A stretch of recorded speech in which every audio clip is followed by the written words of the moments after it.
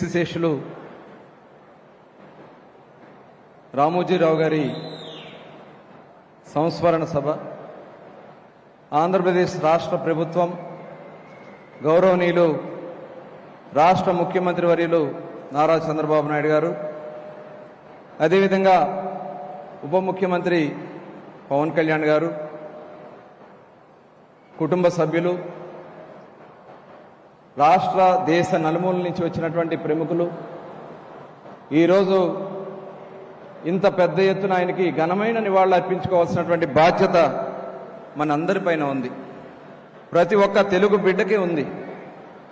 కృష్ణా జిల్లా పెదపారుపూడి గ్రామంలో ఒక సామాన్యమైనటువంటి రైతు కుటుంబంలో పుట్టి ఒక ఆదర్శవంతమైనటువంటి కార్యక్రమాలతో ప్రారంభించుకుని విద్యార్థి దశ నుంచే సమాజ సేవ పట్ల మక్కువను పెంచుకుని పత్రికా రంగంలో ప్రవేశించి 1974లో ఈనాడు పత్రికను ప్రారంభించి ఈనాటికి 50 సంవత్సరాలు అవిరామ కృషి చేసి తెలుగువారికి ఒక చైతన్యాన్ని నింపినటువంటి వ్యక్తి రామోజీరావు గారు.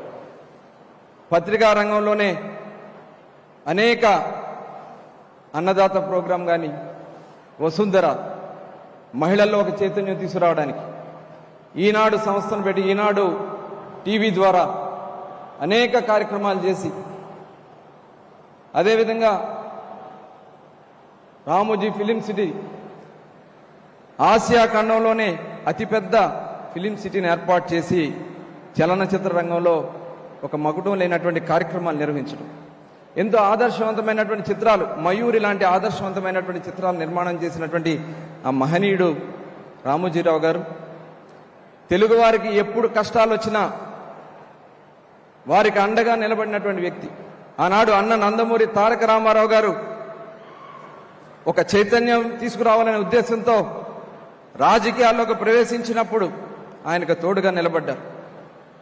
చంద్రబాబు నాయుడు గారు ఈ రాష్ట్రాన్ని ప్రగతి పదంలో నడిపిస్తున్నప్పుడు ఆయన చేసే కార్యక్రమాల్ని ప్రోత్సహించారు.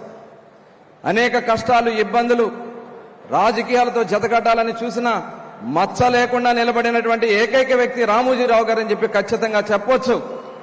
తెలుగు వారిలో ఆనందం కోసం ఇవాళ అక్షరాన్ని ఆయుధంగా చేసినటువంటి నిలబడినటువంటి ఏకైక వ్యక్తి కూడా రామోజీరావు గారు అని చెప్పి ఖచ్చితంగా మనం చెప్పొచ్చు.